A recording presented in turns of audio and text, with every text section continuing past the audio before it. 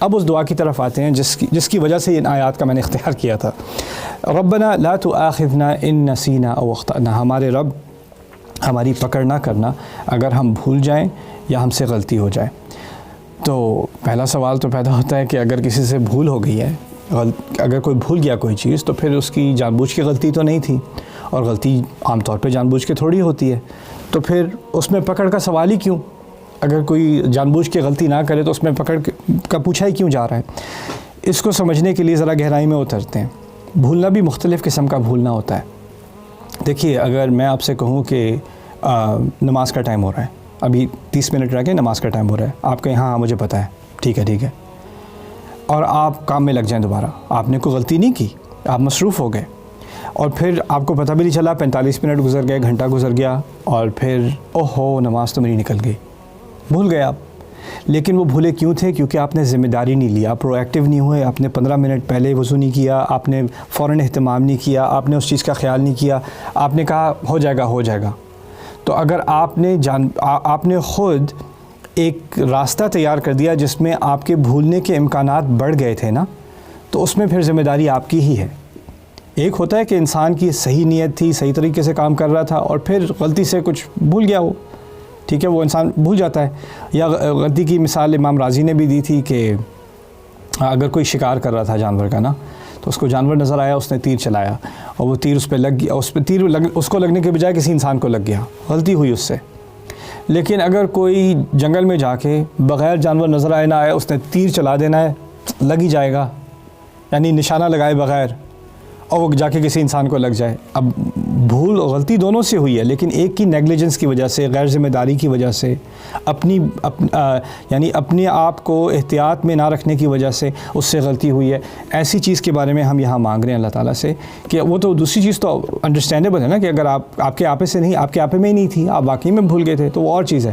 لیکن اب میں اگر اپنی غیر ذمہ داری کی وجہ سے کوئی چیز بھولتا ہوں، یا فرض کریں مجھ سے غلطی ہوتی ہے، میں نماز کے لیے نہیں اٹھا صبح، ٹھیک ہے، پہلے میں اپنے آپ سے پوچھوں میں رات کو سویا کتنے بجے تھا؟ اگر رات کو 2-3 بجے میں جا کے سویا ہوں اور پھر مجھے 5 بجے کی فجر میری مس ہوئی ہے، تو پھر غلطی تو میری ہے نا. یہ تو نہیں کہ میں کیسے کنٹرول کر سکتا ہوں اپنی نیند کو، نہیں، آپ رات کو اپنی سلیپ کنٹرول کر سکتے تھے، آپ جلدی سو سکتے تھے، آپ 3-3 4-4 الارم لگا سکتے تھے. آپ نے ذمہ داری نہیں لی تو آپ سے وہ غلطی ہوئی ہے. یہاں پر ایک چھوٹی سی بات ہے، خاطئ اور مخطئ کا فرق ہوتا ہے. عربی میں خاطئ ایسے غلطی کرنے والے کو کہتے ہیں جس نے جان بوجھ کے کوئی غلط کام کیا ہو، اور مخطئ کہتے ہیں، یہاں اخطاء کا لفظ مخطئ سے متعلق ہے، جس کے معنی ہوتے ہیں کوئی ایسی غلطی جو آپ کی اپنی غلطی کی وجہ سے، یعنی اپنی جان بوجھ کی غلطی کی وجہ سے نہ ہو.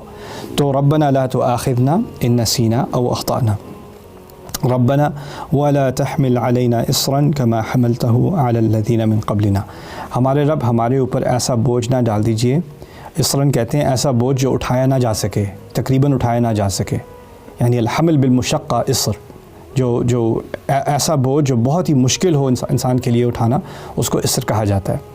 اور اس میں تکلیف کا عنصر، اردو والی تکلیف کو اس میں ایلیمنٹ ہوتا ہے.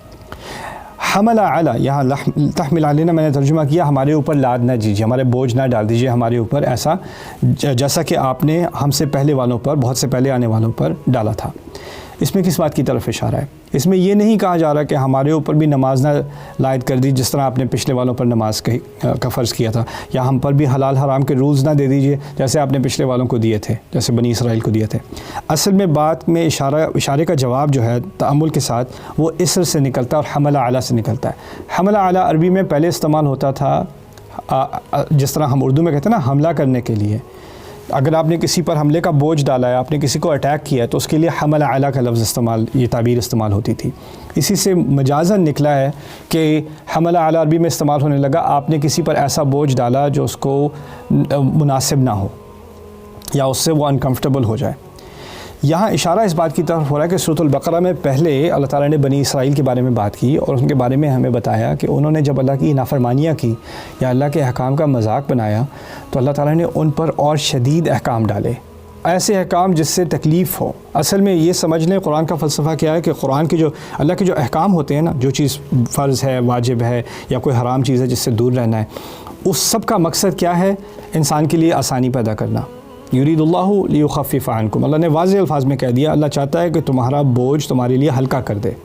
یہ اصل میں یہ اصل اللہ تعالیٰ کی جو مشیت ہے احکام کی. اسی طرح روزے کے احکام کے بارے میں کہا ہے یرید اللہ بکم الیسر ولا یرید بکم العسر. اللہ تمہارے لیے آسانی چاہتا ہے, تمہارے لیے مشکلیں نہیں چاہتا. لیکن بنی اسرائیل کی ایک خاص تاریخ ہے.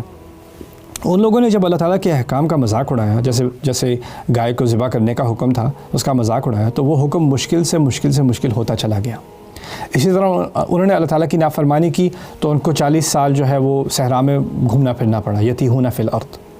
یعنی انہوں نے جب بھی اللہ تعالیٰ کی نافرمانی کی, اللہ تعالیٰ نے ان پر ریسٹرکشن اور ڈال دی. یہ ایک سزا تھی ان کے اوپر. اسی کی طرف اشارہ کیا گیا ہے اور جگہ پر, اور اللہ تعالیٰ نے کہا کہ قرآن کے آنے سے جو سزائی احکام ان کو دیے گئے تھے, جو پالیسیز ان پر ڈالی گئی تھیں جو ان کے لیے زندگی مشکل کر رہی تھیں, انہوں نے وہ کمائی تھیں اپنی غلطیوں کی وجہ سے, ان کو ہٹانا بھی قرآن کے مقاصد میں سے ایک مقصد ہے. اسی لیے کہا ہے وَيَضَعُ عَنْهُمْ إِصْرَهُمْ وَالْأَغْلَالَ الَّتِي كَانَتْ عَلَيْهِمْ, کہ ان پر سے وہ بوجھ اور وہ زنجیریں ہٹائیں جو ان پر لگی ہوئی تھیں. یعنی ان کی شریعت کو زنجیریں نہیں کہا جا رہا, کیونکہ میں نے آپ کو کہا تھا اللہ کی شریعت کا مقصد ہوتا ہے بوجھ کو ہلکا کرنا. وہ زنجیریں نہیں ہوتی, وہ بوجھ نہیں ہوتی. یہاں پر اشارہ ہو رہا ہے اس کی طرف کہ ان کو اپنی نافرمانی کی وجہ سے جو مشکل رولز دیے گئے تھے, پینلٹیز دی گئی تھیں, ان کو ہٹوایا گیا ہے. قرآن کو مان لیں گے تو وہ ساری چیزیں ہٹ جائیں گی. یہاں پر ہم نے اللہ تعالیٰ سے دعا مانگی ہے کہ جس طرح آپ نے ان پر پینلٹی ڈالی تھی, آپ نے ان کے احکام مشکل کر دیے تھے ان کی نافرمانی کی وجہ سے, ہمارے ساتھ ایسا نہ کر دینا, ہمارے ساتھ زیادہ مزید رحم کریں. یہاں تو ہم نے یہ درخواست کی, اور جب یہ دعا نازل ہوئی ہے تب قرآن پورا نازل نہیں ہو چکا تھا, تو ابھی بہت سارا قرآن آنا بھی تھا. تو ہو سکتا ہے کہ ہم میں سے کچھ کی غلطیوں کی وجہ سے, منافقون کی غلطیوں کی وجہ سے, ضعفاء جو کمزور مسلمان ہیں ان کی غلطیوں کی وجہ سے ہو سکتا ہے مشکل آیات نازل ہو جائیں, جس طرح بنی اسرائیل پر مشکل آیات نازل ہوئی تھی. تو ہم نے وہیں پہ دعا مانگ لی, ربنا ولا تحمل علینا اصرا کما حملته علی الذین من قبلنا. پھر اس کے بعد, اور یہ اللہ تعالیٰ کی بڑی رحمت ہے کہ اللہ تعالیٰ نے اس دعا کو, ہم جب بھی یہ دعا مانگیں تو اس میں ہماری پرسنل زندگی کا بھی تعلق ہے کہ اللہ تعالیٰ ہمارے اوپر ایسی مشکلات نہ ڈال دے ہماری اپنی غلطیوں کی وجہ سے. جیسے پچھلے والوں نے غلطیاں کی تھیں تو ان کے لیے زندگی میں مشکلیں آ گئی تھیں. تو ہم اللہ تعالیٰ سے یہ دعا کر رہے ہیں. پہلے تو ہم نے معافی مانگ لی, پھر اس کے بعد ہم نے کہہ دیا کہ ہم سے غلطی ہو جاتی ہے, اگر غلطی ہو جائے تو ہمیں معاف کر دیجئے, کیونکہ اگر معاف نہ کیا گیا تو ہو سکتا ہے زندگی میں اور مشکلات آ جائیں گی.